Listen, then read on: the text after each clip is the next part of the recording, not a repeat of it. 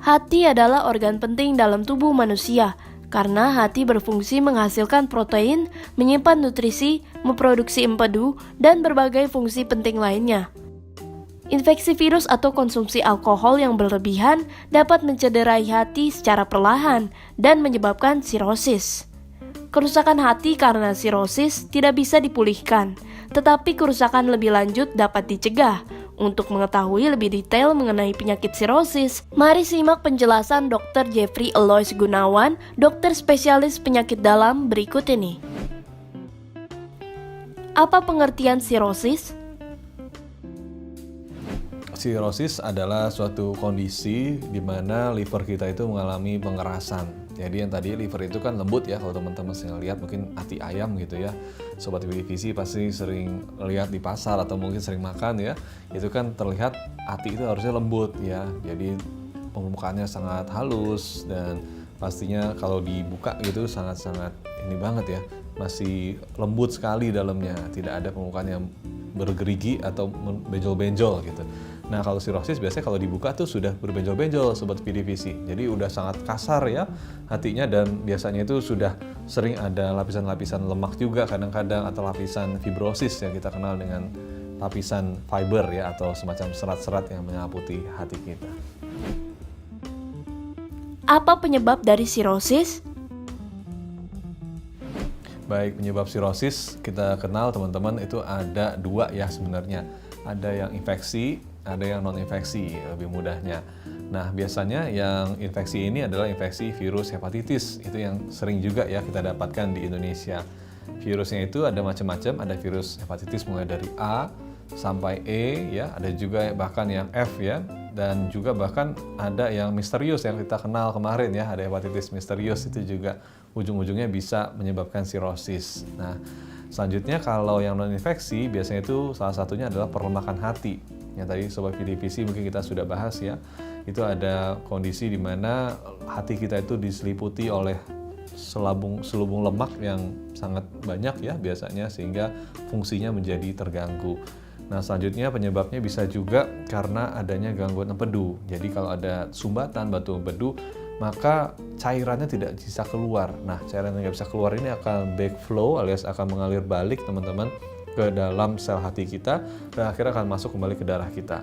Nah yang balik ke dalam sel hati ini akan merusak ya fungsi dari hati kita sehingga akan timbul sirosis yang disebut dengan PBC alias primary biliary cirrhosis. Jadi saya ulang sekali lagi ya, itu adalah primary biliary cirrhosis alias sirosis yang disebabkan karena adanya gangguan pada aliran empedu.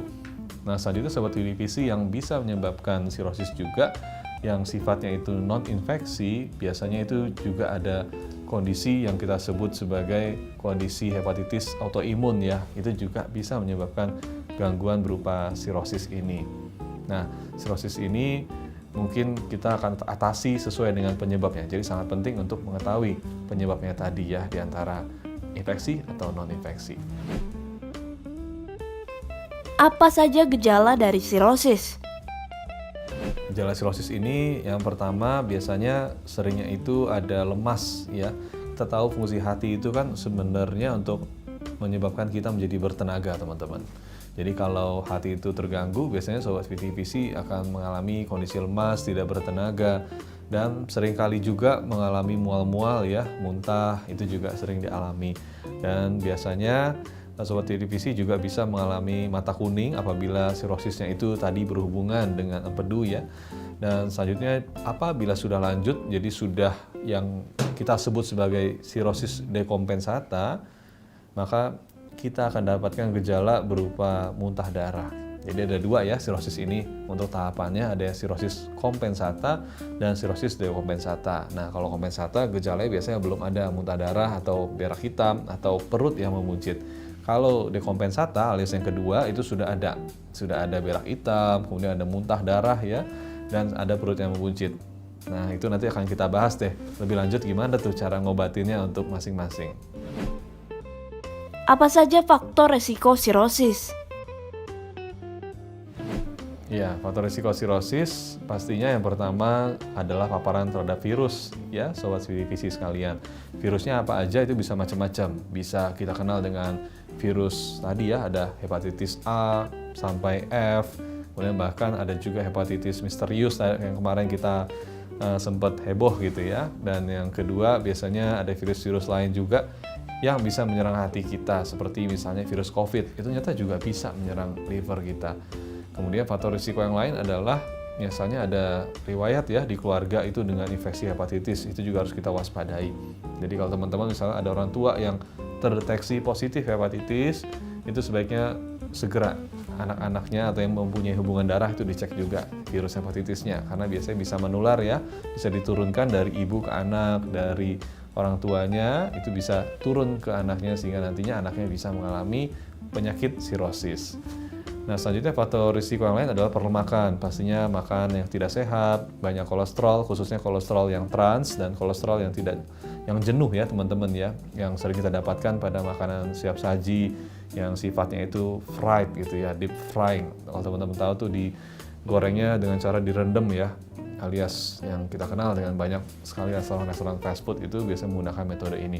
Itulah yang menjadi salah satu faktor risiko. Bagaimana diagnosis sirosis?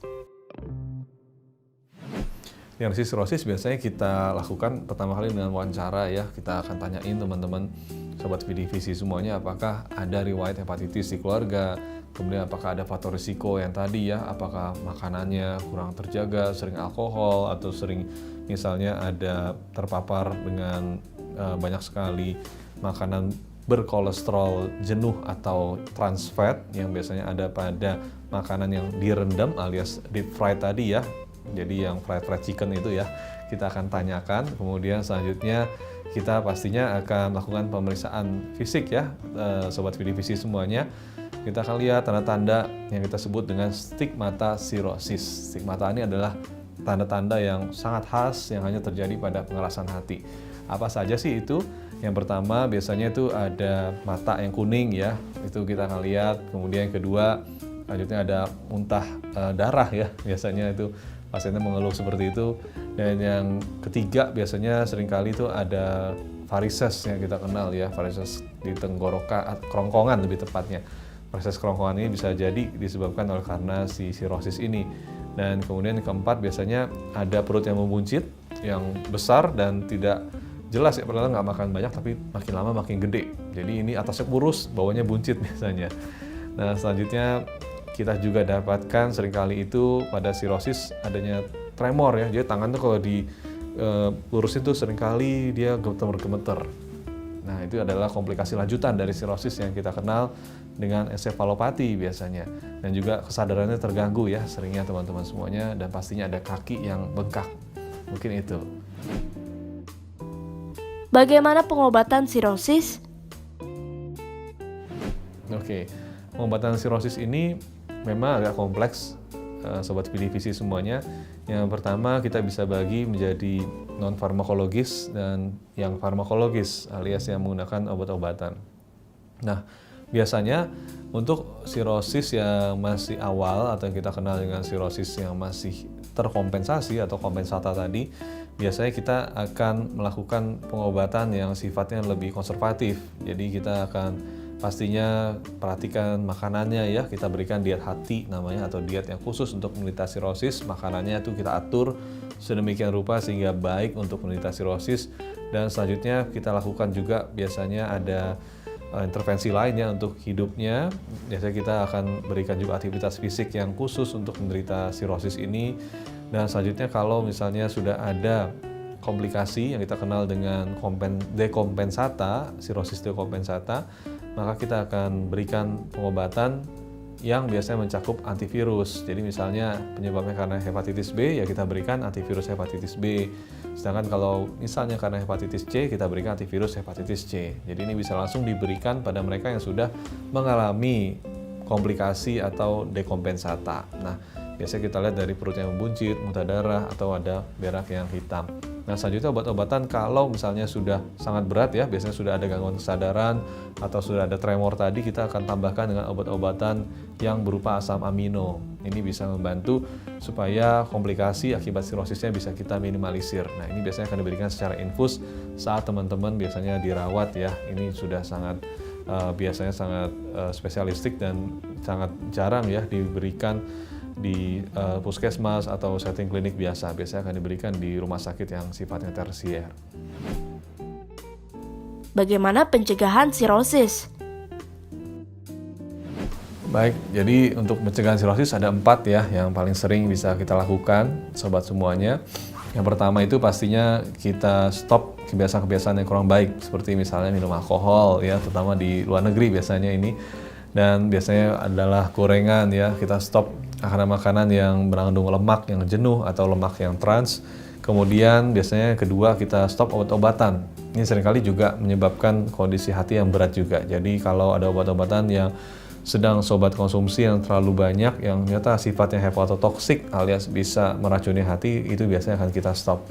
Kemudian yang ketiga untuk mencegahnya, biasanya kita akan menyarankan untuk makan yang namanya diet Mediterania. Ini adalah diet yang sangat baik, sudah terbukti ya, bisa membantu metabolisme kita sehingga mengurangi risiko adanya sirosis. Itu adalah diet yang terdiri atas buah-buahan dan sayur-sayuran seperti salad yang kita makan dengan jumlah protein yang sangat minimal ya dari daging-dagingan, dan itu bisa membantu tidak hanya liver tapi juga membantu dalam kesehatan jantung kita. Juga pastinya kita harus obati kalau misalnya sobat divisi atau mungkin keluarganya ada yang terdeteksi virus hepatitis. Nah, itu harus segera ditangani sesegera mungkin supaya komplikasi dari hepatitis ini yang berupa sirosis itu bisa dicegah. Jadi kalau hepatitisnya sembuh, maka sirosisnya pun tidak akan terjadi. Sobat divisi semuanya, sekian pembahasan saya mengenai sirosis. Saya Dr. Jeffrey Aulis Gunawan alias Dr. Jeff. Pamit dulu dan sampai jumpa di pembahasan berikutnya.